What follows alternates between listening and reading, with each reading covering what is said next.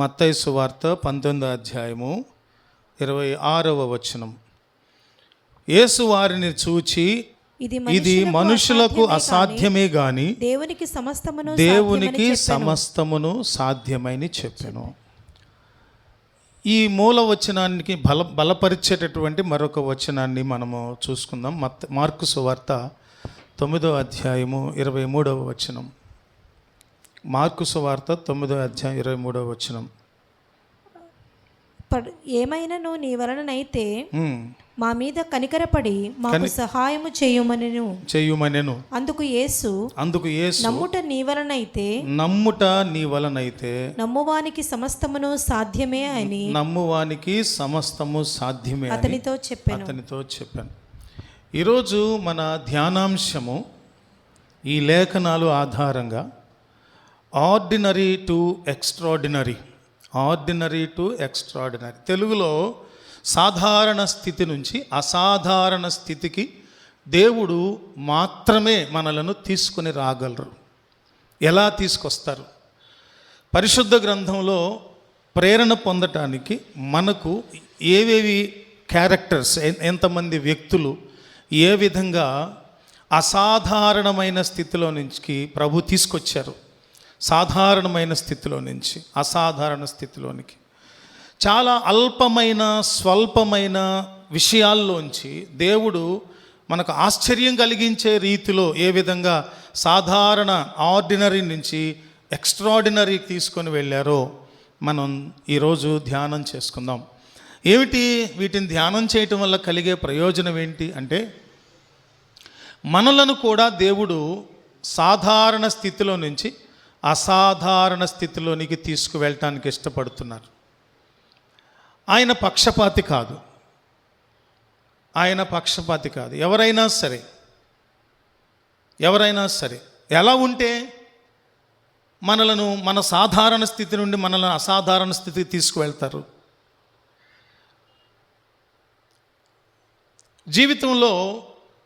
జీవితంలో ప్రతి వారికి కొన్ని గోల్స్ ఉంటాయి. ఏంటి ఆ గోల్స్ అంటే, చాలా అల్పమైన స్వల్పమైన లేదా పేద దీన కుటుంబాల్లో పుట్టినటువంటి వాళ్ళల్లో ఒక నైరాశ్యతతో కూడిన భావం, ఏముందలే మా తాత పేదవాడిగానే పుట్టాడు, పేదవాడిగానే చనిపోయాడు, సాధారణమైన వ్యక్తిగానే పుట్టాడు, చనిపోయాడు, నాన్న కూడా సాధారణంగానే పుట్టాడు, సాధారణంగానే బతికాడు, సాధారణంగానే చనిపోయాడు, నేను అంతేలే అనుకొని సర్దుబాటు చేసుకునే కొద్దిమంది ఉంటే, మరికొద్ది మందిలో మేము మా తాతల కాలం నుంచి ఇదే స్థితిలో ఉండాలా? కాదు. ఇదే సాధారణమైన స్థితిలో ఆర్డినరీగానే ఉండాలా? కాదు, అసాధారణంగా ఉండాలి అని కొందరు సంకల్పించుకుంటారు. ఆ సంకల్పం ద్వారా వారు ఏ విధానాలను అనుసరిస్తారో వాటిని బట్టి దేవుడు వారిని అసాధారణ స్థితికి తీసుకువెళ్తారు. చాలామంది అనుకుంటారు వారి స్థితిగతులన్నీ సాధారణ స్థితిలోనే ఉండగానే చాలామంది I'm not an ordinary person, I'm an extraordinary person అని, వాళ్ళల్లో ఏ ప్రతిభ లేకపోయినా ఏ ప్రావీణ్యత లేకపోయినా వారికి వారే మేము అసాధారణమైన మనుషులం అంటారు. వాస్తవంగా యూనివర్సల్గా గ్రహించాల్సింది ఏంటంటే, దేవుని బిడ్డలుగా మనందరం కూడా దేవుని ద్వారా అసాధారణమైనవి చేయునట్లు, అసాధారణమైన వ్యక్తులుగా మార్చబడినట్లు దేవుడు మనలను ఈ భూమి మీద సృష్టించారు. ఎవ్వరూ ఆర్డినరీ కాదు. ఇక్కడ అందరము కూడా అసాధారణమైనటువంటి దైవ కార్యములను అనుభవిస్తూ అసాధారణమైన వ్యక్తులుగా ఉండటానికే మనం ఏర్పాటు చేయబడ్డాం. ఎక్కడున్నామండి మేము? మంత్రులం కాలేదుగా. మంత్రి అసాధారణమైన చేస్తాడా?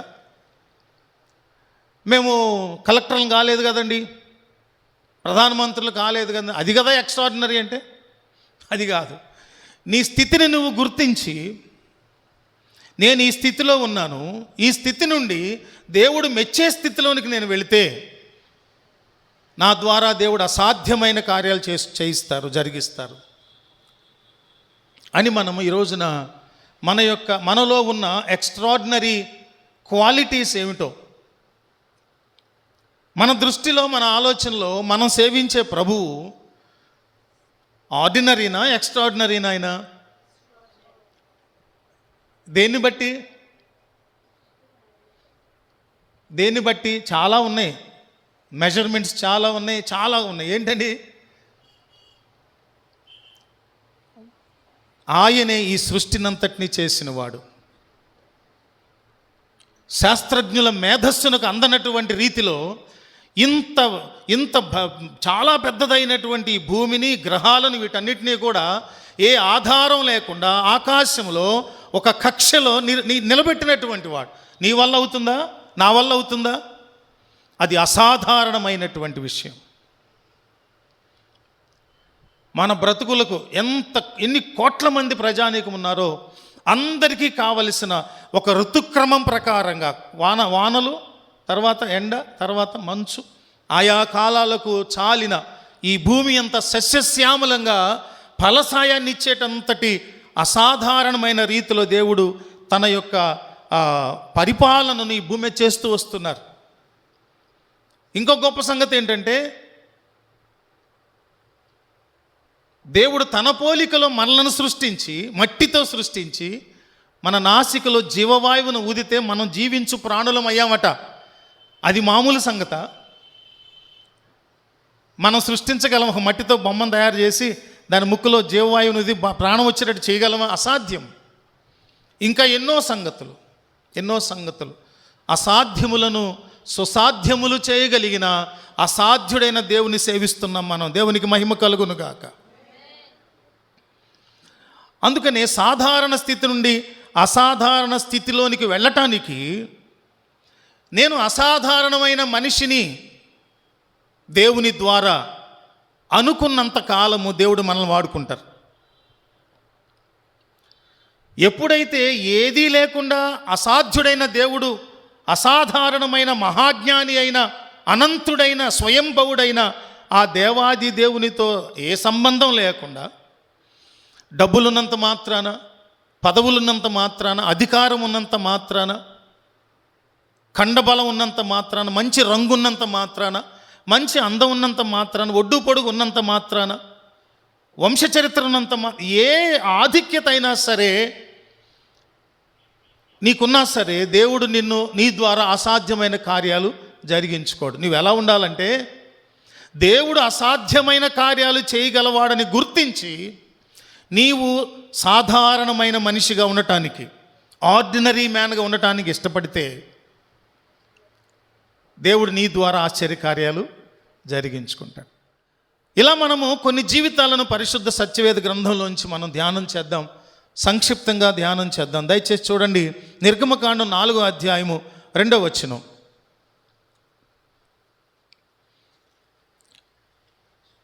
దయచేసి అలాటెడ్ మైక్ ఏదైతే ఉందో అందులో చదవండి. యెహోవా నీ చేతిలోనిది ఏమిటి అని అతని అడిగెను. మోషేను అడుగుతున్నారు, ప్రభు నీ చేతిలోది ఏంటయా అని. అందుకతడు కర్రా అనెను. అప్పుడు ఆయన నేలను దాని పడవేయుమనెను. అతడు దాని నేల పడవేయగానే అది పామాయెను. అప్పుడు యెహోవా నీ చెయ్యి చాపి దాని తోక పట్టుకొనమనగా అతడు తన చెయ్యి చాపి దాని పట్టుకొనగనగానే అది అతని చేతిలో కర్ర ఆయను. చాలండి. దేవుడు గమనించండి, మోషే చేతిలో ఒక కర్రను పెట్టి, మోషే క్యారెక్టర్ ఏంటి? ఇప్పుడు ఇశ్రాయేలు ప్రజలు ఐగుప్తులో ఫరో దాస్యం కింద నలిగిపోతూ, వెట్టి చాకిరిలో అణచివేయబడుతూ, హింసింపబడుతూ, దేవుని ప్రజలై ఉండగా, దేవుని జనాంగమై ఉన్న వాళ్ళు ఒక శత్రు రాజ్యంలో హింసింపబడుతున్నప్పుడు వాళ్ళు దేవునికి మొరలు పెట్టారు. వారి మొరలన్నీ విన్న దేవుడు ఎలా అయినా వాళ్ళని విమోచించాలని మోషే అనే నాయకుని ఎన్నుకొని నాయకునిగా పంపించేటప్పుడు, నేను నోటి మాంద్యం కలిగిన మండుచున్న పొదను చూస్తాం మనం. అక్కడే చేతి కర్రలో ఉన్న మహాత్యాన్ని ప్రభు చూపించారు. ఇక్కడ ఒక ప్రశ్న రావచ్చు, ఈ జవాబు తీసుకొని బయటకు వెళ్దాం. అదేంటంటే, దేవుడు మోషే ద్వారా ఇశ్రాయేలు ప్రజలను విమోచించాలనుకున్నప్పుడు మోషేకు ఒక కర్ర అవసరమా? మోషేకు ఒక కర్ర అవసరమండి? దేవునికి అవసరమా? మోషే చేత నాయకత్వ బాధ్యతలు వహింపజేసి ఇశ్రాయేలు ప్రజలను దాస్యంలోంచి విడుదల చేయటానికి మోషేకు ఒక కర్ర అవసరమా అంటే అవసరంలా, దేవునికి అసలు ఏది అవసరంలా. కానీ అక్కడ కర్ర ఎందుకు ఉంచారంటే, ఒక ఎగ్జాంపుల్ ఏంటంటే, దేవుడు సాధారణమైన విషయాల్లోంచి ఏం చేయగలడు, అసాధారణమైన సంగతులను జరిగించుకొనగలడు. ప్రతి నాయకునికి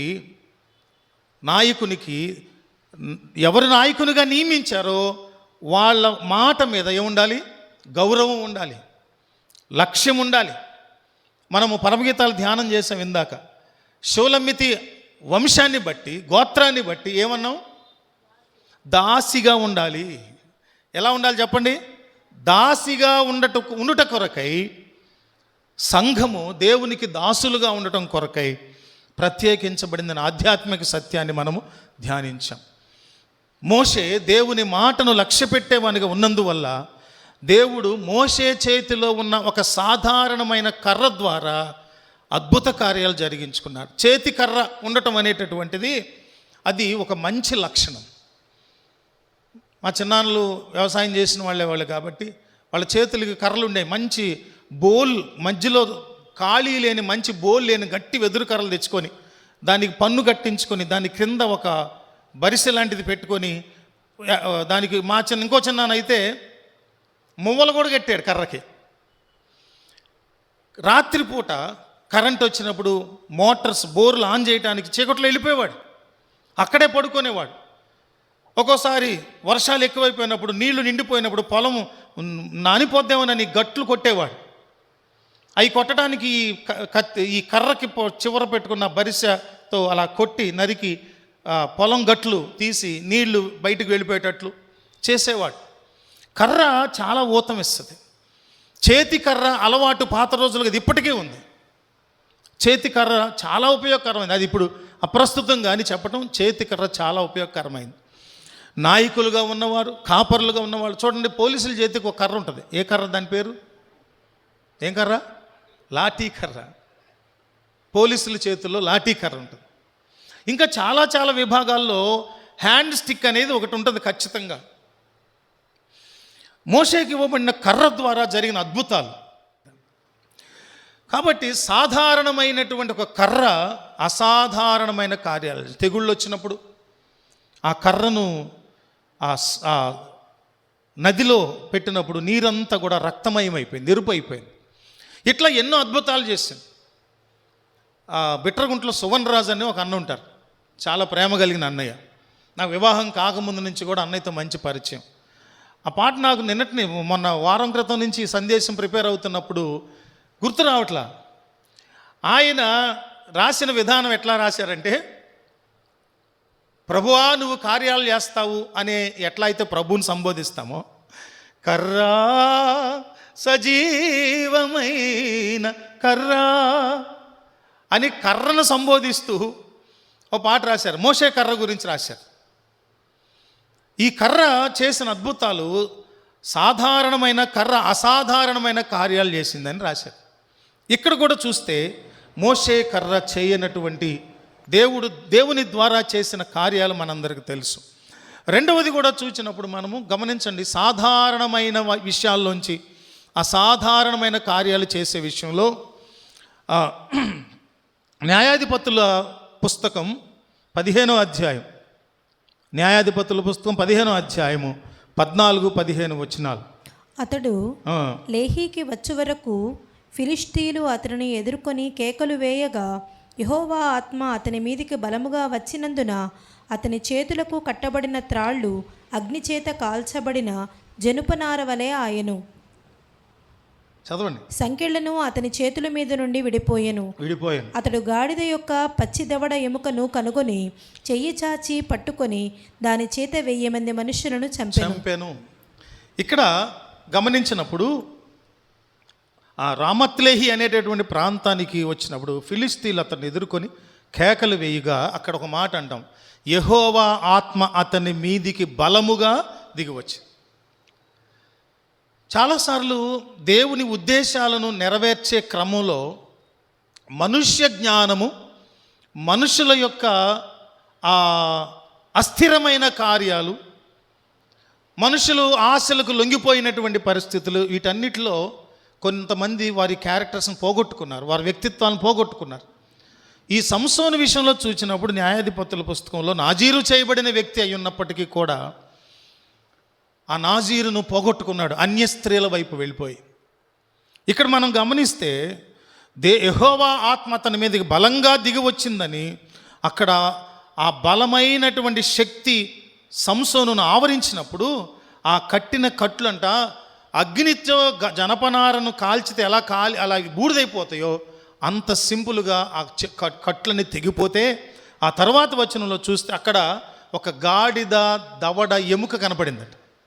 సాధారణమైనటువంటి చచ్చిపోయి ఒక పశువు గాడిద చచ్చిపోయి అక్కడ ఒక దవడ ఎముక, ఇంకోటి ఏమన్నాడు పచ్చి దవడ ఎముక, అంటే ఇంతకుముందే చచ్చి ఉందన్నమాట. అది ఆ దవడ ఎముక ఒకటి తీసుకొని గాడిద దవడ ఎముక ఎంత ఉంటుంది చూడండి, ఎంత ఉంటుంది సైజు.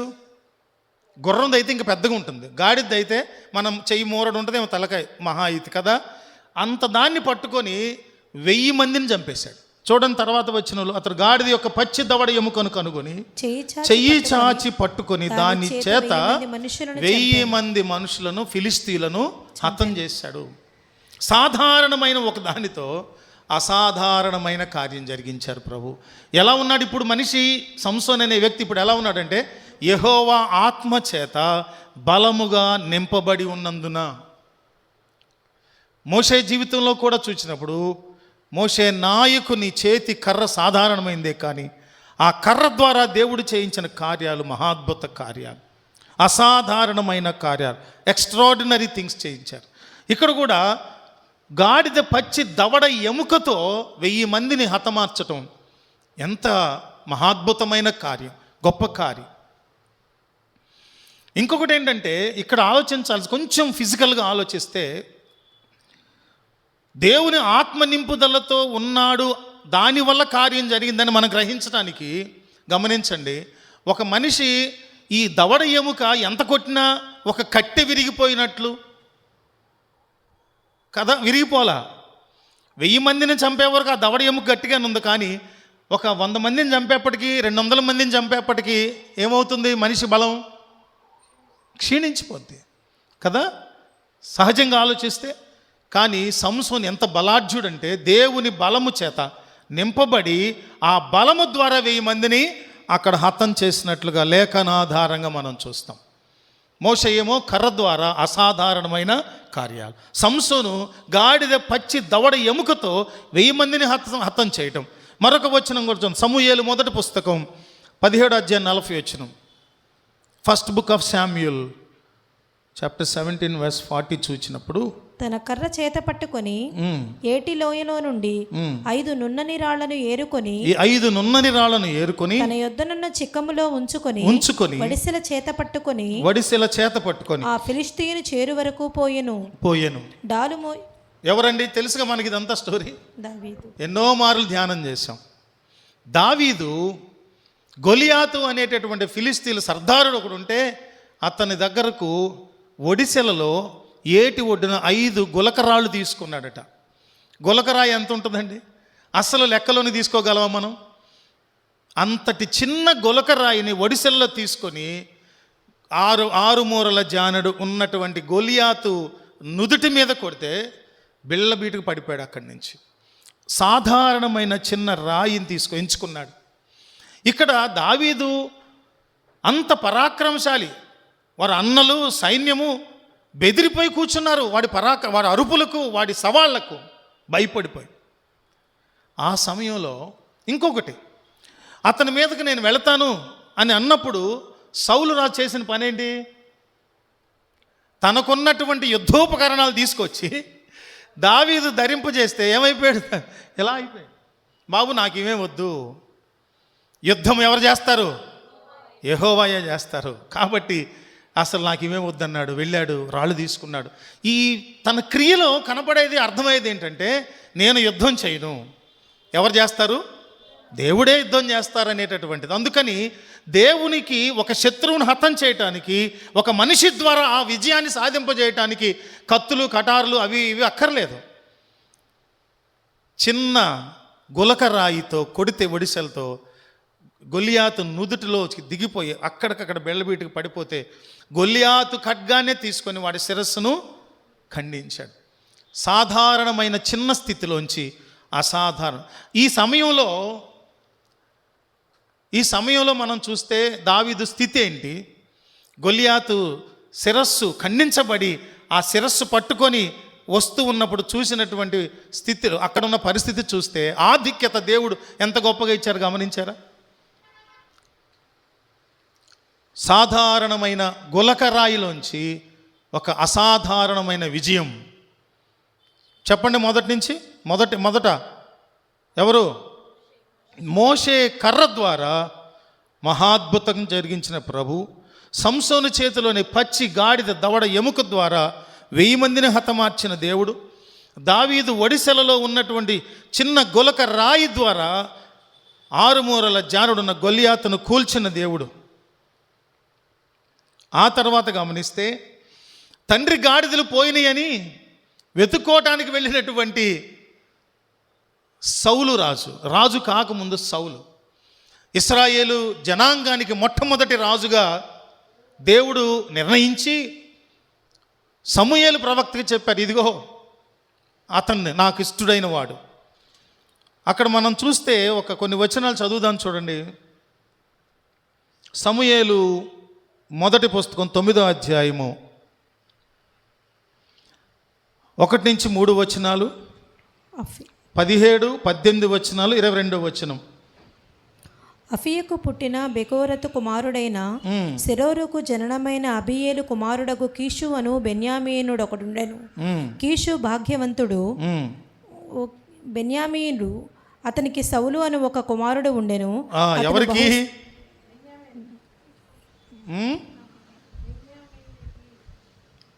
బెన్యామీనీయుడా? ఎవరండి? కీషు. అది గుర్తుపెట్టుకోండి మీరు. అతని వంశాన్ని చెప్పడం బెన్యామీనీయుడే కానీ కీషు. 2వ వచనంలో అతనికి సౌలు అను ఒక కుమారుడు ఉండెను. చదవండి. అతడు బహు సౌందర్యము. చూడండి, సౌలు రాజుగా నియమింపబడటానికి ముందు అతని గుణలక్షణాలు, అతని యొక్క ఫీచర్స్ రాస్తున్నారు చూడండి. అక్కడ అతడు బహు సౌందర్యము గల యవనుడు. ఇశ్రాయేలీయులలో అతని పాటి సుందరుడు ఒకడును లేడు. అతని భుజములు మొదలుకొని పైకి ఇతరుల కంటే ఎత్తుగలవాడు. ఎత్తుగలవాడు అంటే చాలా ఉన్నత దేహం కలిగినటువంటి వాడు, గొప్ప శరీర సౌష్ఠవం కలిగిన వాడు, గొప్ప అందం కలిగిన వాడు. దేవుడు ఎన్నుకున్నప్పుడు ఆ వ్యక్తిని గురించి రాస్తున్నటువంటి మాటలు అన్నమాట.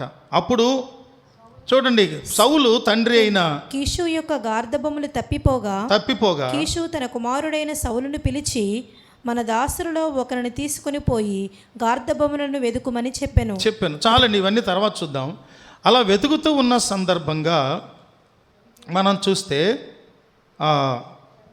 17వ వచనం చదవండి. సౌలు సమూయేలునకు కనబడగానే యెహోవా, ఇతడే నేను నీతో చెప్పిన మనిషి, ఇదిగో ఇతడే నా జనులను ఏలునని అతనితో సెలవిచ్చాను. తర్వాత సౌలు గవినియందు సమూయేలును కనుగొని దీర్ఘదర్శి ఇల్లు ఏది, దయచేసి నాతో చెప్పుమని అడుగగా సమూయేలు సౌలుతో, నేనే దీర్ఘదర్శిని, ఉన్నతమైన స్థలమునకు నాకు ముందు వెళ్ళుడి. నేడు మీరు నాతో కూడా భోజనము చేయవలెను. రేపు నీ మనసులో ఉన్నదంతయు నీకు తెలియచేసి నిన్ను వెళ్ళనిచ్చెదను. 22 చూడండి. అయితే సమూయేలు సౌలును అతని పనివారిని భోజనపు సారలోనికి తోడుకొని పోయి పిలువబడిన దాదాపు 30 మందిలో ప్రధాన స్థలమందు వారిని కూర్చుండబెట్టి, 30 మంది ఉంటే 30 మందిలో సౌలుని ఎక్కడ కూర్చోబెట్టారు? ఒక ప్రధానమైనటువంటి ఉన్నతాసనం మీద కూర్చోబెట్టారు.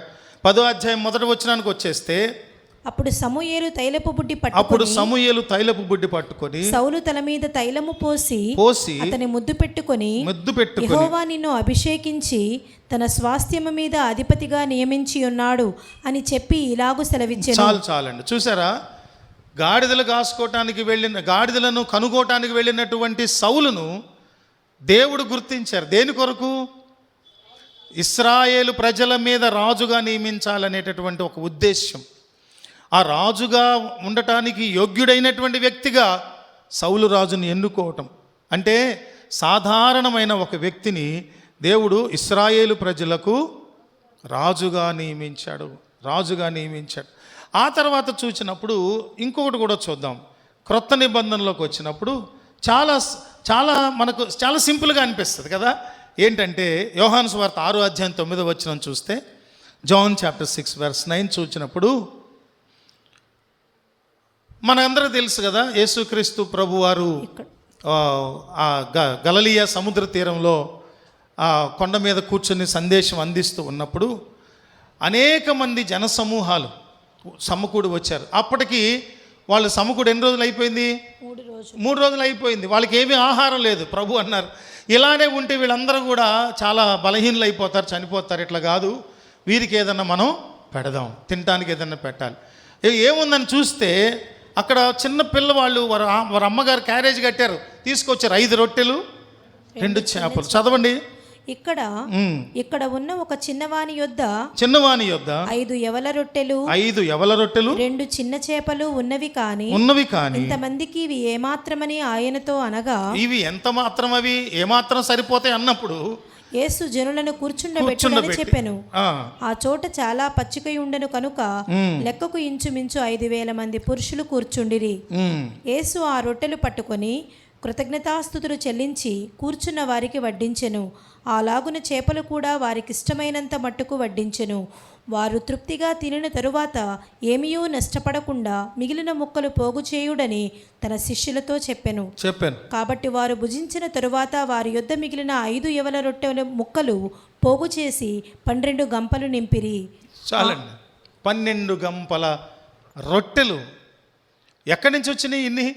5,000 మంది పురుషుల లెక్క. ఆ రోజుల్లో స్త్రీలను పిల్లలను లెక్కలోకి పరిగణలోకి తీసుకునే వాళ్ళు కాదు, పురుషుల వరకు తీసుకుంటే 5,000 మంది. అంటే బైబిల్ పండితులు చెప్తారు, అడుతిరిగి మొత్తం మీద 10,000 మంది ప్రజలు భోంచేయటానికి ఎన్ని రొట్టెలు? సాధారణమైన ఆర్డినరీగా ఉన్న 5 రొట్టెలు 2 చిన్న చేపలను ప్రభు తండ్రి సన్నిధిలో కృతజ్ఞతాస్తుతులు చెప్పి ప్రార్థన చేసి వాటిని వడ్డిస్తే జనాలను వరుసలు కూర్చోబెట్టి 10,000 మంది సుమారుగా తిన్నగా ఇంకా 12 గంపలు ఎత్తారట మిగిలినటువంటి వాటిని. ఆశ్చర్యం కదా. సాధారణమైన స్థితిలోంచి అసాధారణమైన వాటిని దేవుడు చేయగలడు. దేవునికి స్తుతి కలుగును గాక. ఒకసారి పునశ్చరణ చేసుకుందామా? మొదటిది, మోషే కర్రతో, సాధారణమైన కర్రతో అసాధారణమైన కార్యములు దేవుడు చేయించారు. రెండవది, పచ్చి గాడిద దవడ ఎముక ద్వారా దేవుని ఆత్మవశుడుగా ఉన్న సంసోను 1000 మందిని హతం చేయటం. ఆ తర్వాత దావీదు ఏటి ఒడ్డున ఏరుకున్నటువంటి చిన్న గులక రాయితో గొలియాతును కూల్చినటువంటి అసాధారణమైన స్థితి. అంతేకాకుండా గాడిదలు వెతుక్కోవటానికి, తండ్రి గాడిదలు తప్పిపోతే వెతుక్కోవటానికి వెళ్ళిన ఆ స్థితిలో ఉన్న సాధారణమైనటువంటి సౌలును దేవుడు ఏం చేశారు? అసాధారణంగా ఇశ్రాయేలు ప్రజల మీద రాజుగా నియమించబడ్డాడు.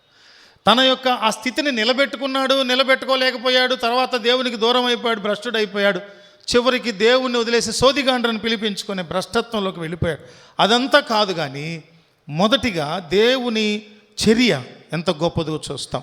ఇక్కడ బాలుని ద్వారా చేతిలో ఉన్న సాధారణమైన 5 రొట్టెలు 2 చేపలను అసాధారణమైన రీతిలో 10,000 మందికి పైగా ప్రభు దాన్ని అందించినట్లుగా చూస్తాం.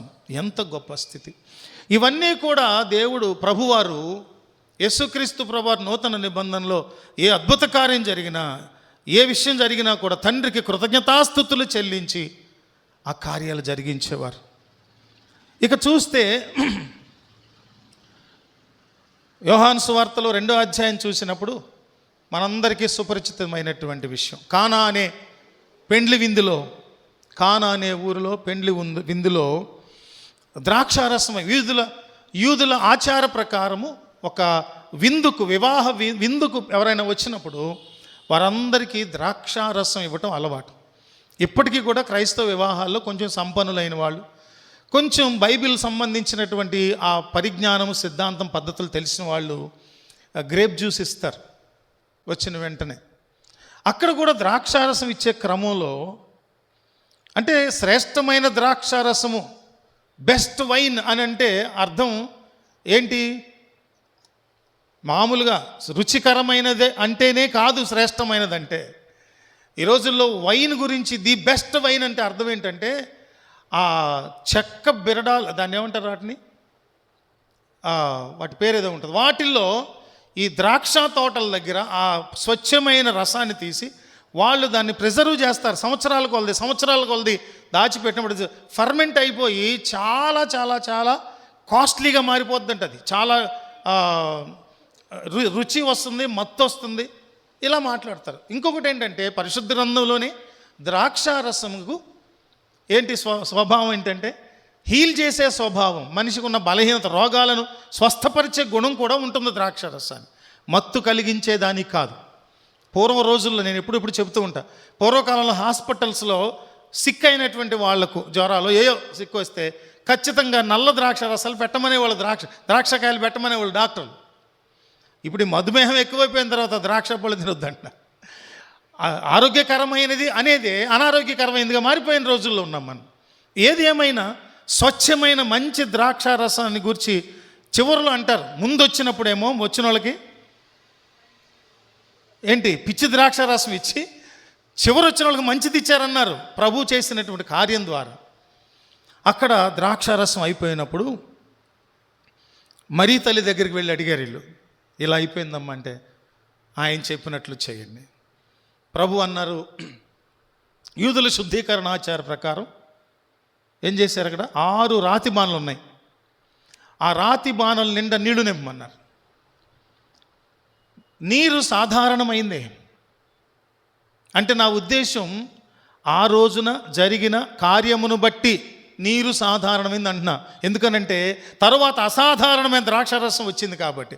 కానీ ఇక్కడ కాకుండా, కానాలో పెండ్లి విందులో కాకుండా మామూలుగా నీరు అసాధారణమైంది అంటా నేను.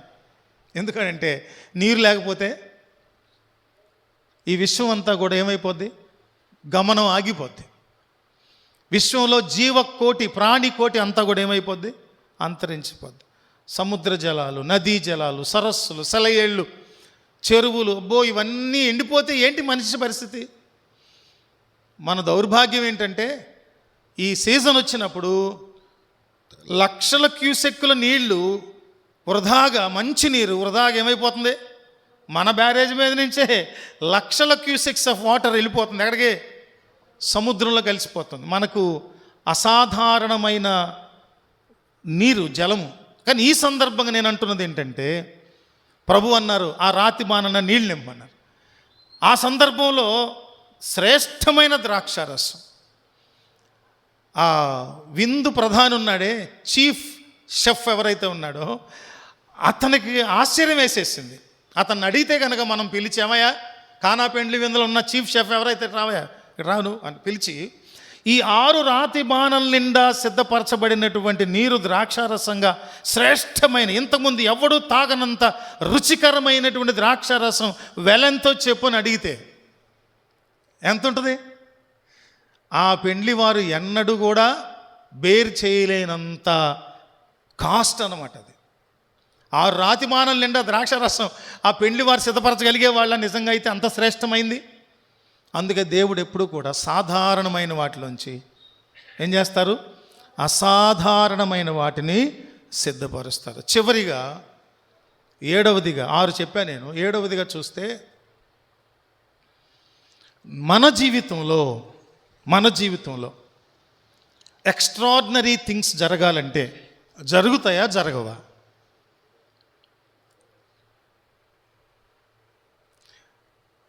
జరుగుతాయి అని చెప్పలేకపోతున్నామంటే మనలో ఏదో అల్ప విశ్వాసం ఉంది.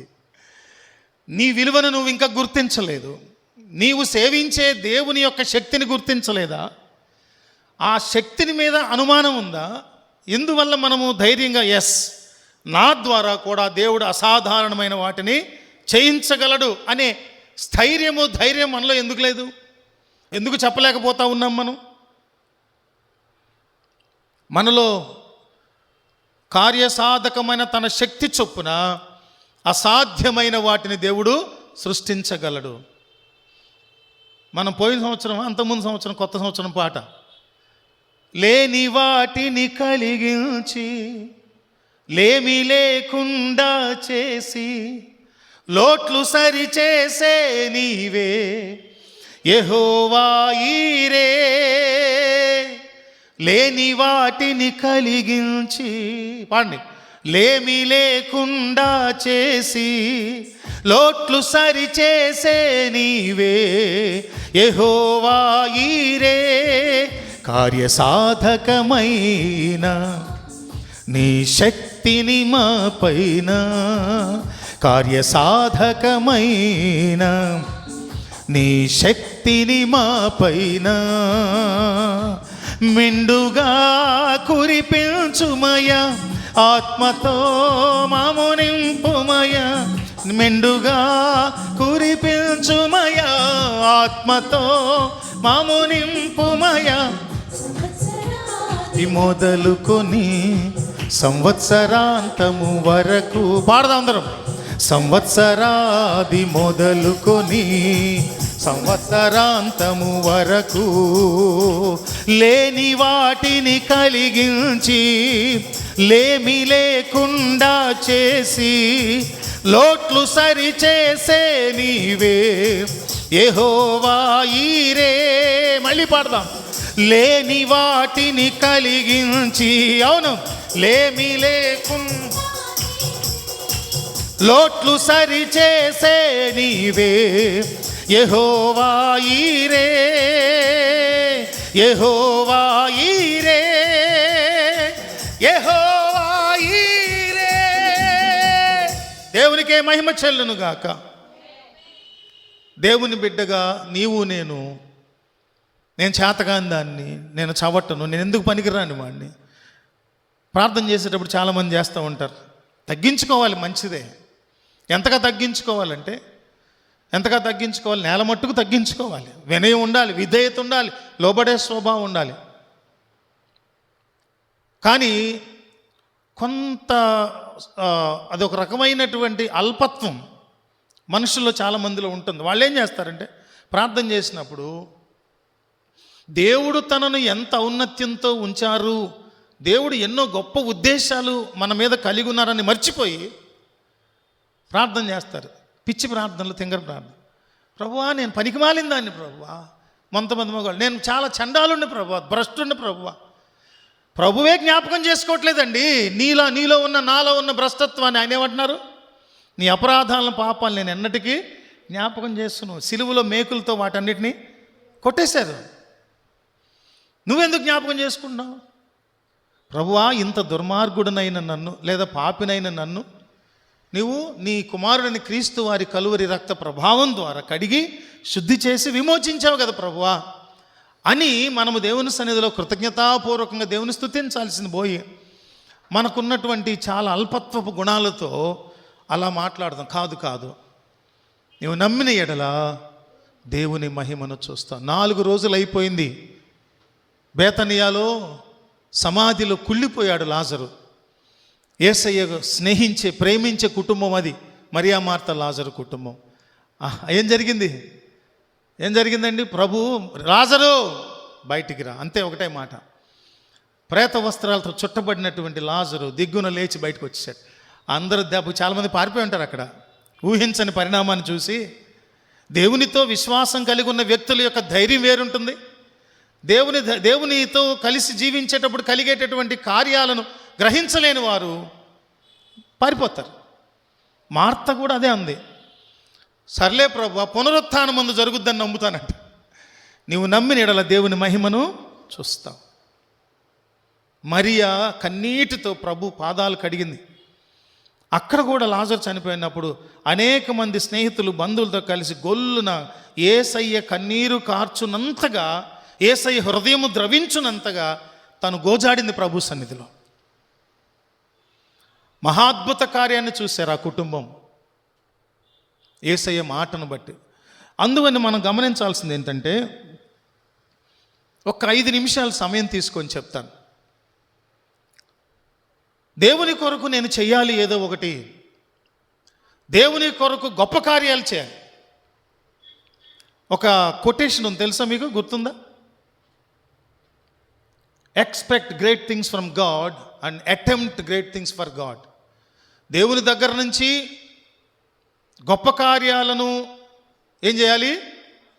ఆశించాలి. దేవుని కొరకు గొప్ప కార్యాలను మనము చేయాలి. అందుకే మొదట్లో చెప్పా, దేవుడు ఎటువంటి వాడంటే అసాధ్యుడైన దేవుడు. అసాధ్యమైన మన జీవితంలో ఉన్న స్థితిగతులను సుసాధ్యములు చేయగలడు. ఇది జరగదేమో అనుకున్న నా జీవితంలో జరిగాయి. నాకు చిన్నప్పుడు కళలు ఉండేవి. ఎస్పి బాలసుబ్రహ్మణ్యం గారు అంటే అబ్బో పిచ్చి, దేవుళ్ళలాగా సంగీతంలో భావించాను. అబ్బాబ్బాబ్బా, ఆయన ఎప్పుడన్నా కలుసుకుంటాను నా జీవితంలో అనుకునేవాడు. ఆయనతోనే సుమారుగా 12 పాటలు పాడించాను నేను వెళ్ళి, చెన్నై వెళ్ళి. ఆయన పక్కన ఫోటో దిగుతుంటే ఎంత గర్వంగా ఉండేది. అబ్బా, ఒకప్పుడు నేను ఆయన పాటలు విని ఆయన దగ్గరికి వెళ్ళగా చూడగలనా అనుకునేవాడిని. ఆయనతోనే పాడించడానికి దేవుడు కృప చూపించాడు. అంటే అసాధ్యము అనుకున్నవి దేవుడు ఏం చేయగలడు? మన ద్వారా సుసాధ్యం చేయగలడు. అయితే అతిశయించడానికి లేదు. ఎందుకనంటే అది నీవు చేయలేదు, నీలో ఉండి దేవుడు జరిగించారు. సంసోను ఏం చేశాడు? అప్పుడు యెహోవా దేవుని ఆత్మ చేత నింపబడి బలవంతునిగా కార్యం చేశాడు. 1000 మందిని చంపడానికి ఎంత బలం కావాలండి? ఒక గంగాళం నిండా నీళ్లు పోసి పాలు పోసి విషం కలిపిస్తే 1000 మంది తాగితే ఒక దెబ్బ చచ్చిపోతారు. అది కాదు కదా, వాళ్ళందరినీ ఎంత బలవంతులైనా ఆ దవడ ఎముకతో కొట్టి చంపటం అంత శక్తినిచ్చాడు. అందుకని ఈ రోజును గమనించాల్సింది ఏంటంటే, నేను ఒక సంఘాన్ని మీకు మాదిరిగా చూపించి ముగించాలనుకుంటున్నాను. చూడండి ఒకసారి కొరింథీయులకు రాసిన 2వ పత్రిక 8వ అధ్యాయము. పౌలు భక్తుడు కంపేర్ చేస్తూ ఉన్నారు. 2 సంఘాలను పోల్చుతున్నాడు ఆయన. ఒకటేంటంటే కొరింథీ సంఘం, రెండవది మాసిదోనియా సంఘం. కొరింథీ పత్రిక రాస్తూ మాసిదోనియా సంఘాన్ని మెన్షన్ చేస్తున్నారు పౌలు భక్తుడు. కొరింథీయులకు రాసిన 2వ పత్రిక 8వ అధ్యాయము 1వ వచనం. సహోదరులారా, చదవండి. సహోదరులారా, మాసిదోనియా సంఘములకు అనుగ్రహింపబడి ఉన్న దేవుని కృపను గూర్చి మీకు తెలియజేయుచున్నాము. మాసిదోనియా సంఘాలు మాసిదోనియాలో దేవుని సంఘాలు ఎటువంటి సంఘాలంటే ఆదర్శవంతమైన సంఘాలు, అనుసరింపదగినటువంటి సంఘాలు. కొరింథీ సంఘము ఎలా ఉంది, మాసిదోనియా సంఘాలు ఎలా ఉన్నాయని పోల్చుతూ కొరింథీ సంఘానికి చెప్తున్నాడు ఈ మాట. మాసిదోనియా సంఘములకు అనుగ్రహింపబడిన దేవుని కృపను గురించి మీకు తెలియజేస్తున్నాను. ఎలాగనగా వారు బహుశ్రమ వలన పరీక్షింపబడగా అత్యధికముగా సంతోషించిరి. మరియు వారు నిరుపేదలైనను వారి దాతృత్వము బహుగా విస్తరించెను. బహుగా విస్తరించెను. ఈ కృప విషయములోను పరిశుద్ధుల కొరకైన పరిచర్యలో పాలుపొందు విషయములోను మనఃపూర్వకముగా మమ్మను వేడుకొనుచు వారు తమ సామర్థ్యము కొలదియే కాక సామర్థ్యము కంటే ఎక్కువగాను తమంతట తామే ఇచ్చిరని మీకు సాక్ష్యమిచ్చుచున్నాను. ఇదియు కాక మొదట ప్రభువునకును దేవుని చిత్తము వలన మాకును తమను తామే అప్పగించుకొనిరి. ఇంతగా చేయుదురని మేమనుకొనలేదు. కావున పౌలు భక్తునికి ఏం కలిగింది? ఆశ్చర్యం కలిగింది. మాసిదోనియా సంఘము వాళ్ళ స్థితి, వాళ్ళు గొప్పవి ఏవి జరగాలి అని ఆశపడ్డారంటే, సేవ జరిగించేటటువంటి సేవకులకు కావలసినటువంటి అన్ని విషయాలను సమకూర్చాలి. వాళ్ళకి తెలుసు, మాసిదోనియా సంఘం వాళ్ళకి తెలుసు, పౌలు ఆ ప్రాంతంలో ఉన్నటువంటి విధవరాండ్లను ఆదరిస్తూ, పేదలైన వారిని ఆదరిస్తూ, సంఘ పరిచర్యలో ఉన్న వాళ్ళను పోషిస్తూ ఉన్నటువంటి మాసిదోనియా సంఘం వాళ్ళు అంటే ఎటువంటి వాళ్ళంటే కొరింథీ సంఘాల్లో ఉన్నటువంటి వాళ్ళకంటే కూడా పేదలు. వారి సామర్థ్యము వారు బతుకు తెరువు గడుపుకోవటానికే సరిపోనటువంటి దాన్ని ఉండగా, ఆ స్థితిలో ఉండగా వాళ్ళు ఏం చేశారంటే, వాళ్ళ సామర్థ్యము కొలది కాక సామర్థ్యమునకు మించి వాళ్ళు పరిచర్యకు సహాయం చేశారు.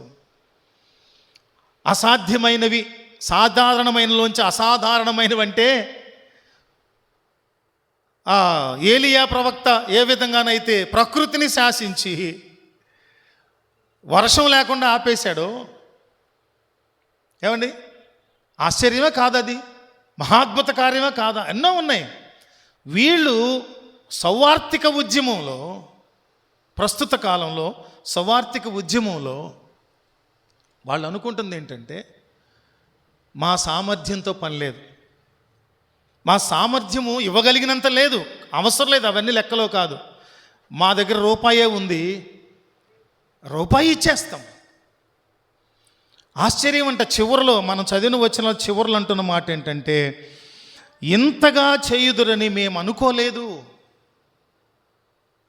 నేను అంటున్నాను, ఆర్డినరీ నుంచి ఎక్స్ట్రాడినరీ అంటే ఈ రోజుల్లో మనకు ఉండి కాదు, లేనప్పుడు దేవునికి ఇవ్వటం ఒక అసాధారణ ఎక్స్ట్రాడినరీ థింగ్. అది ప్రభు మనలో చూసేది అదే. ఆ స్వభావం మనలో ఎప్పుడు ఉంటుందో మనం అద్భుతాలు చేయగలం. ఈ మధ్యకాలంలో మొన్న మేము కాజీపేట దగ్గర, వరంగల్ దగ్గర కరుణాపురం అనే ఊర్లో క్రీస్తు జ్యోతి ప్రార్థన మందిరం అని ఒక మందిరానికి వెళ్ళాం మా కుటుంబం వరకు. అక్కడికి వెళ్తే మేము ముందు అనుకున్నది ఏంటంటే, సిఎస్ఐ వాళ్ళు, లోదరన్ వాళ్ళు, ఆర్థడాక్స్ సంఘాలకు సంబంధించిన ఎవరో కట్టి ఉంటారు అది అనుకున్నాం. నేనైతే దృఢంగా అదే అనుకుంటా వెళ్ళా. మందిరంలోకి వెళ్ళే వరకు కూడా అదే అనుకోను. ఎందుకనంటే ఎక్కడైనా ఒక గంభీరమైనటువంటి గొప్ప మందిరాలు కట్టాలంటే ఈ ఆర్థడాక్స్ సంఘాల, సిఎస్ఐ, లోదరన్, బ్యాప్టిస్ట్ సంఘాలు, ఆర్సిఎం సంఘాలు వాళ్ళు త్యాగ సహితంగా వాళ్ళు ఉద్యోగాలు మానైనా సరే, సెలవులు పెట్టైనా సరే, కొన్ని బుక్స్ ప్రింట్ చేసుకొని ఊర్లన్నీ తిరిగి సంపాదిస్తారు. మొత్తం మీద దేవుని మందిరం కడుతున్నామని తీసుకొచ్చి అద్భుతమైనటువంటి బర్మా దేశం నుంచి టేక్ తీసుకొస్తారు, లేకపోతే ఫ్రెంచ్ దేశాలు, ఇటాలియన్ కల్చర్లోంచి ఉన్నటువంటి ఆ గ్లాస్ ఆర్ట్స్ తీసుకొస్తారు. ఇట్లాగా రకరకాలైన తెచ్చి కడతారు. కాబట్టి వీళ్ళు కూడా అలానే ఎవరో అని అనుకుని దారిలో మా కార్ డ్రైవర్ని అడిగా నేను, ఏంటి అసలు ఇదంటే, అయ్యా వాళ్ళు ఎవ్వరు ఆర్థడాక్స్ సంఘాలోళ్ళు కాదు, మామూలుగా ఒక వ్యక్తే పాస్టరు, ఆయనే ఇండివిజువల్గా పెంతెకోస్తు స్పిరిట్తో, ఆత్మతో నింపబడే ఆయన ఇలాగా కడతాడు. ప్రతి శనివారం ప్రార్థన పెడతారు, ఎక్కడెక్కడోళ్ళు వస్తారు, స్వస్థతలు జరుగుతాయి, అద్భుత కార్యాలు, ఆశ్చర్య కార్యాలు జరుగుతాయి. ఇది కథ అని చెప్పారు. దారి వెళ్ళేటప్పుడు అడిగాను. అక్కడికి వెళ్ళిన తర్వాత చూసిన తర్వాత నాకు అనిపించింది, ఒక వ్యక్తే, కేవలం ఒక వ్యక్తే, వాళ్ళు బోధలు పక్కన పెట్టండి, వాళ్ళ ప్రయత్నాలు పక్కన పెట్టండి, కానీ ఆ మందిరము అద్భుతమైనటువంటి నిర్మాణం, అసలు అందరూ నభూతో నభవిష్యత్ అన్నట్లుగా ఒక్కడి వల్ల అవధ. వాస్తవంగా ఆలోచిస్తే కదా, మీకు అనిపించిందా? చూసిన వాళ్ళకి ఏమనిపించింది?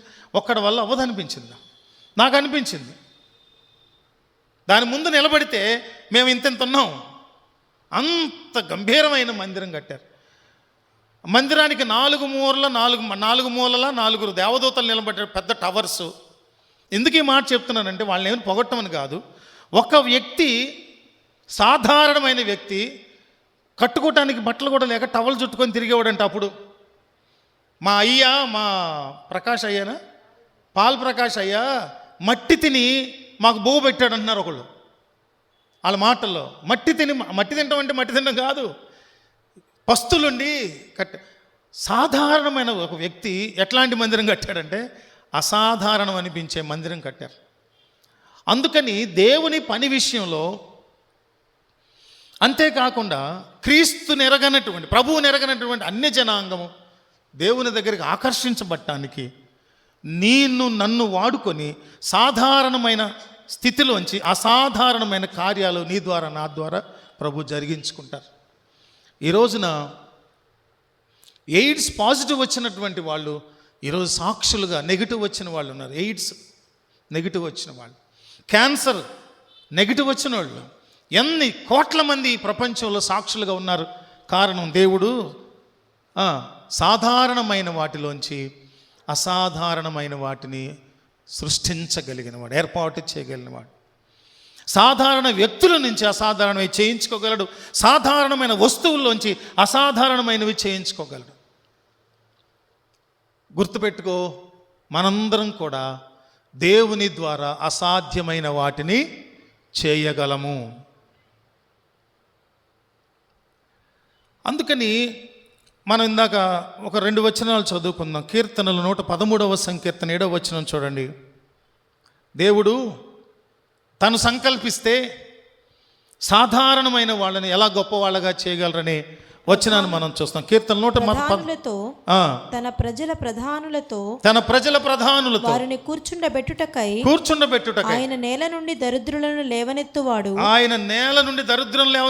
పెంటకుప్ప మీద నుండి బీదలను పైకెత్తువాడు. బీదలు, పేదలు, నిరుపేదలు అంటే ప్రభువుకి చాలా ఇష్టం.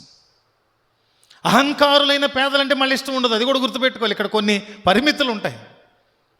ఉన్నారా లేదా?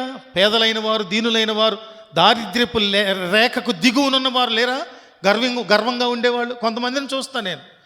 వాడు అసలు కట్టుకోవడానికి బట్టలు లేనివాడు మోసపూరితంగా మన రోడ్ల మీద ఎక్కడన్నా షాపింగ్లో ఎక్కడ ఉన్నప్పుడు వచ్చి డబ్బులు ఇవ్వమని అడుగుతాడు. ఎందుకు తెలుసా డబ్బులు వాడికి?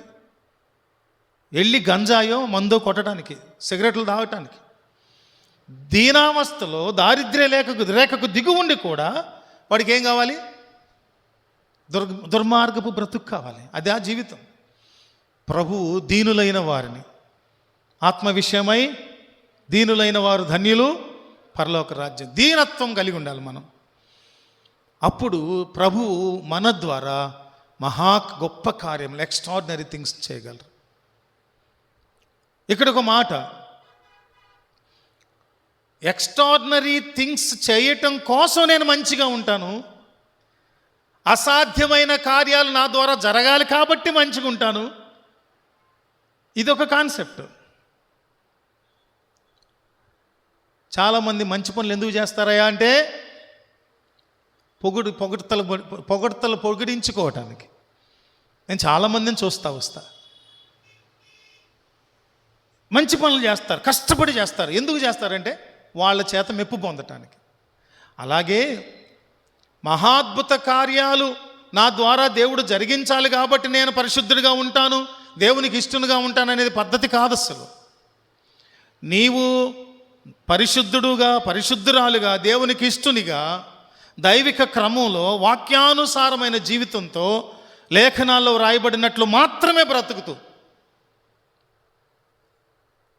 లోకము అనేకమైన ఆకర్షణల ద్వారా ఈడుస్తూ ఉంటే మనుషులను, ముఖ్యంగా విశ్వాసులను, దేవుడు ఎలా జరిగించుకుంటారు మన ద్వారా కార్యాలను? వేడవబడుతూ ఉంటే చాలా జాగ్రత్తగా ఉండాలి మనం దేవుని సన్నిధిలో. భయభక్తులతో వినయ విధేయతలు కలిగిన వారుగా ఉండాలి. ఫిలిప్పీ పత్రిక 4:13 చూడండి.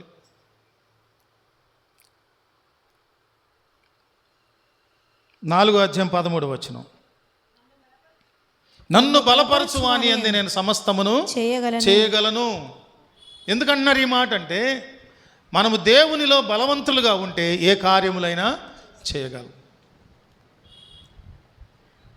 అర్థమైంది కదండి? ఇప్పుడు ఏంటి కన్క్లూజన్ ఏంటి ఈరోజు? ఆర్డినరీ టు ఎక్స్ట్రాడినరీ, సాధారణ స్థితి నుండి అసాధారణమైన స్థితికి ప్రభు మార్చడానికి ఇష్టపడుతున్నారు. అది నీ ద్వారా, నా ద్వారా. నువ్వేమీ ఎక్స్పెక్ట్ చేయక్కర్లేదు. నీ జీవితంలోంచి మహాద్భుత కార్యాలు నువ్వేమి ఎక్స్పెక్ట్ చేసి పరిశుద్ధుడిగా ఉండక్కర్లేదు. నీవు క్రీస్తు వారి రక్తంలో కడగబడి పరిశుద్ధుడిగా తీర్చబడిన తర్వాత ఆ పరిశుద్ధ జీవితాన్ని నీవు కొనసాగించుకుంటూ వెళుతూ ఉంటే చాలు. దేవుడు నీ ద్వారా, నా ద్వారా, మన ద్వారా మహాద్భుత కార్యాలను, ఎక్స్ట్రాడినరీ కార్యాలను మన ద్వారా దేవుడు జరిగించుకుంటారు. మనం చేయాల్సింది అదే. దేవుని కొరకు గొప్ప కార్యాలు నువ్వు చెయ్యగలవు. ఎప్పుడు? ఆయన దగ్గర నుంచి ఎక్స్పెక్ట్ చేయాలి. ఎప్పుడు ఎక్స్పెక్ట్ చేయాలంటే నీ పరిశుద్ధ జీవితంలోంచి ఎక్స్పెక్ట్ చేయాలి. నేను ఒక మాట చెప్పి ముగించుతా. ఏంటి తెలుసా? యేసుక్రీస్తు ప్రభువారు ఈ భూమి మీద ఉన్నప్పుడు గుడ్డివారికి కళ్ళు ఇచ్చారు, కుంటివారికి కాళ్ళు ఇచ్చారు, తర్వాత చెవిటి వాళ్ళను బాగు చేశారు, చచ్చిపోయిన వాళ్ళని సైతము బ్రతికించారు. దానిని బట్టి ప్రభు ఈ భూమి మీదకి స్వస్థతలు చేయడానికి వచ్చారు అని చెప్తే ఎలా ఉంటుంది? యేసుక్రీస్తు ప్రభు ఈ భూమి మీదకి ఎందుకు వచ్చారండి? ఎందుకు వచ్చారు? సర్వమానవాళిని ఏకైక బలియాగం ద్వారా, తన బలియాగం ద్వారా భూత వర్తమాన భవిష్యత్ కాలాలలో ఉన్నటువంటి సకల విధమైన శాపములు, పాపములు విమోచింపబడటానికి ఏకైక బలియాగంగా ఒక్కసారి ఆయన అర్పించబడ్డారు. అందుకొచ్చారు ఆయన భూమి మీదకి. అది ప్రధానమైన కారణం. కానీ మనం ఏంటి, చాలామంది ఏంటంటే యేసయ్య స్వస్థపరచడానికి వచ్చారు. సందేశాలన్నీ స్వస్థతల మీదే, సంఘం అంతా స్వస్థతల మీద నడిపించబట్టమే. నేను అడుగుతున్నాను ప్రశ్న, జ్వరం వచ్చిందని వచ్చి ప్రార్థన చేయించుకున్నటువంటి వాళ్ళకి జ్వరం తగ్గిపోయిన తర్వాత మళ్ళా జ్వరం రాదా? ఏమా జ్వరం రాదా మళ్ళీ? నాకు ఈరోజు బండి మీద వెళ్తున్నాను, ఎవడో వచ్చి గుద్దేశాడు, కాలు ఇరిగిపోయింది, ప్రార్థన చేశారు, ప్రభు స్వస్థత ఇచ్చారు, కాలు పడిపోయింది, మామూలు అయిపోయాను. మళ్ళీ నాకు యాక్సిడెంట్ జరగదా? ఏమండి, ప్రమాదాలు జరగవా? జబ్బులు రావా? జ్వరాలు రావా? అందుకని దేవుణ్ణి, నేను మొన్నే చెప్పా శుక్రవారం, దేవుణ్ణి ఒక ఆర్ఎంపీ డాక్టర్ను, ఒక ఎంబీబీఎస్ డాక్టర్ను ఏదో చేసేస్తున్నాం మనం. కాదు. ప్రభు ఈ భూమి మీదకి అద్భుతాలు ఆశ్చర్యాలు చేయటానికే రాలేదు.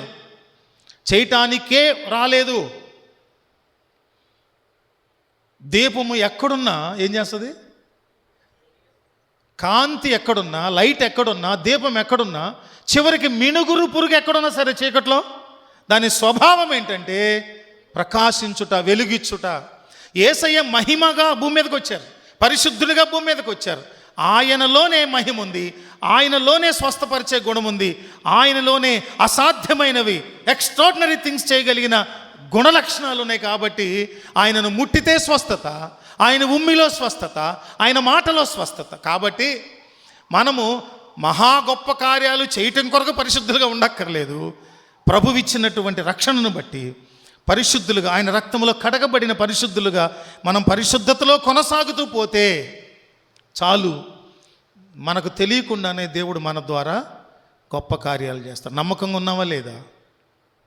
లేచి నిలువబడి ప్రార్థన చేసుకొని ముగించుకుందాం. ఇదే నేర్చుకోవాలి. మనం ఈ స్వస్థతల మీద దృష్టి పెట్టకపోవటం వల్ల, ఇంకా వేరే అప్రధానమైన వాటి మీద దృష్టి పెట్టకపోవటం వల్ల ప్రజలు తండోపతండాలుగా మన మధ్యకు రారు. అక్కర్లేదు. మనం ప్రభువును చూపిద్దాం, మనుషులను కాదు. మనుషుల మాటలు కాదు మనల్ని బలపరచలేవు. ప్రభు యందు స్థిరులైన భక్తిపరులుగా స్థిర పరిశుద్ధతలో మనం కొనసాగుతూ ఉన్నప్పుడు ప్రభు మన ద్వారా కార్యాలు జరిగించుకుంటారు. నిశ్చయంగా ప్రభు మన ద్వారా తన కార్యాలు జరిగించుకుంటారు. యవ్వన బిడ్డలు, come forward and Neel down. ప్రార్థన చేసుకుందాం.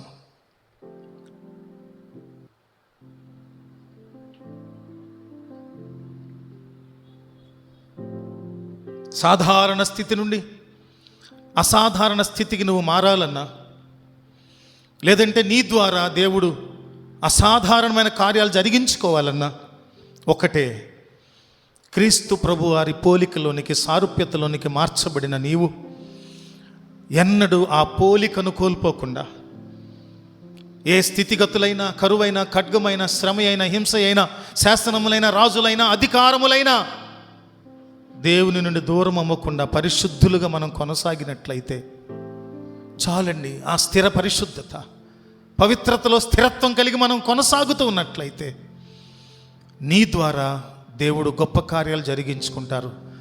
నిన్నే ఒక గొప్ప వ్యక్తిగా దేవుడు నిలబెట్టుకుంటారు. అయ్యా ప్రభువా, రక్షింపబడిన నేను చాలా అల్పుడను, అల్పురాలను అనేటటువంటి స్వల్ప భావన నాలో ఉంది. దాన్ని తీసివేసుకుంటాను. నిన్ను పోలిన నేను గొప్ప కార్యాలు చేస్తాను. ప్రభువారు సువార్తల చివరిలో వ్రాయించి పెట్టారు, ఇదిగో నాకంటే గొప్ప కార్యములు మీరు చేస్తారన్నారు.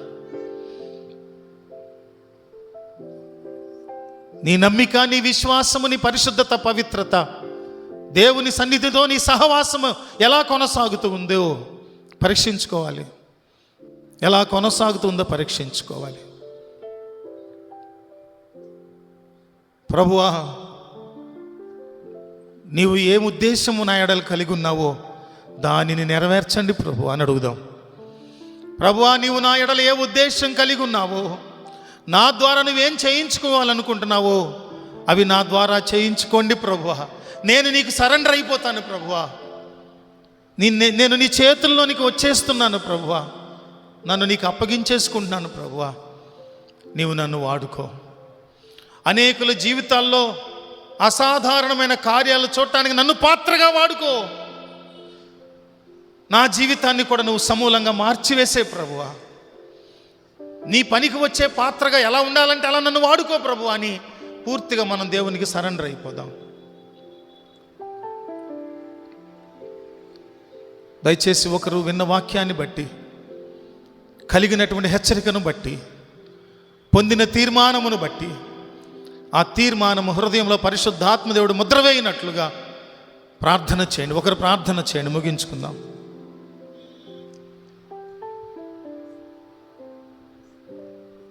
మైక్ తీసుకొని ప్రార్థన చేయండి.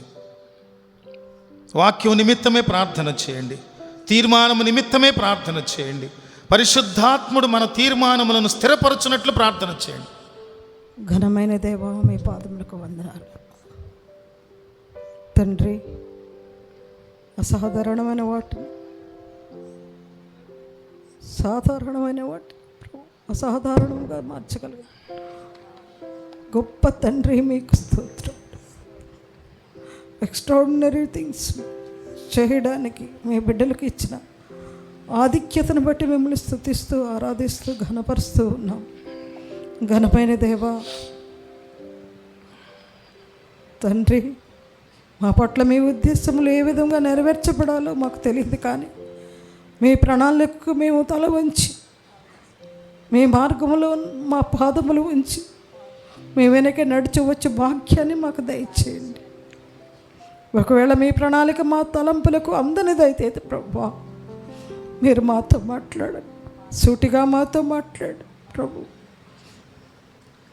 మీ బిడ్డలముగా ప్రభు, మీ అందు భయభక్తులు కలిగిన వారంగా మీరు చేసే కార్యముల కంటే గొప్ప కార్యాలు చేస్తారని మీరు సెలవిచ్చారు. అలనాడు నీ భక్తులందరికీ కూడా ప్రభు మీరు చేయూతను ఏ విధంగా అందించి వారి ద్వారా ఎక్స్ట్రాడినరీ కార్యాలు చేయించారు, అటువంటి కార్యాలను ఇప్పుడున్న బిడ్డలు ఎవరైతేనైనా వారి హృదయాల్లో తీర్మానించుకుని, తండ్రి నా ద్వారా మీరు మీ కార్యాలు జరిగించుకోమని అడుగుతూ ఉన్నారో ప్రభువా, వారి ఆశలను నెరవేర్చమని వేడుకుంటూ ఉన్నాం. నీ నామ మహిమార్థమై కేవలం మా జీవితాలు ఉండడానికి సహాయం చేయండి. మిమ్మల్ని విడిచిపెట్టకుండా మీ వెనక నడిచవచ్చి భాగ్యము దయచేయండి. అంతములో ప్రభా మీతో నడుస్తూ మిమ్మల్ని దర్శించుకునే భాగ్యాన్ని మా సంఘానికి దయచేయమని వేడుకుంటున్నాం. ఎంతమైతే తీర్మానించుకున్నారో, ఎంతమంది అయితే ప్రభు మీ పాదముల దగ్గర వారి హృదయాలను పరిచారో మీకు తెలియను. ఎవరైతే వారి హృదయాల్లో ఏ బాధతో, ఏ వేదనతో, ఏ లోటుతో, ఏ కోరికతో మీ సన్నిధికి వచ్చారో మాకు తెలియదు, కానీ హృదయ రహస్యంలో ఎరిగిన తండ్రి, మీరు ఒక్కొక్కరిని దర్శిస్తూ ఉన్నారు.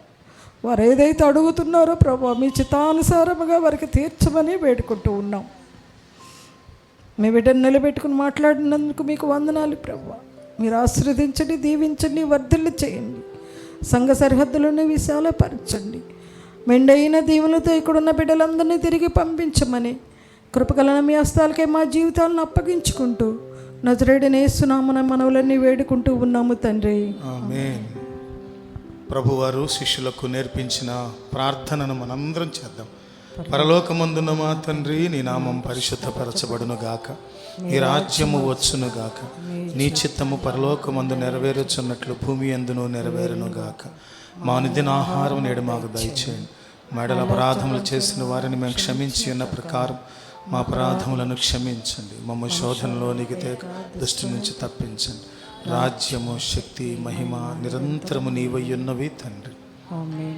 మన సృష్టికర్తయగు తండ్రి ప్రేమ, కుమారుడైన క్రీస్తు వారి కృప, ఆదరణార్థమై వాగ్దానాత్మగా పంపబడిన సత్యస్వరూపియగు పరిశుద్ధాత్మ దేవుని అన్యోన్య సహవాసం కూడిన మనకును, ఈరోజు హాజరైన ప్రతి కుటుంబీకులకును, ఈరోజు హాజరు కాలేని సంఘ బిడ్డలకును, సకల పరిశుద్ధులకును సదాకాలము తోడయుండి నడిపించి మహిమ, ఘనత, ప్రభావములను ఆరోపించుకొనును గాక. ఆమేన్. అందరికీ వందనాలు.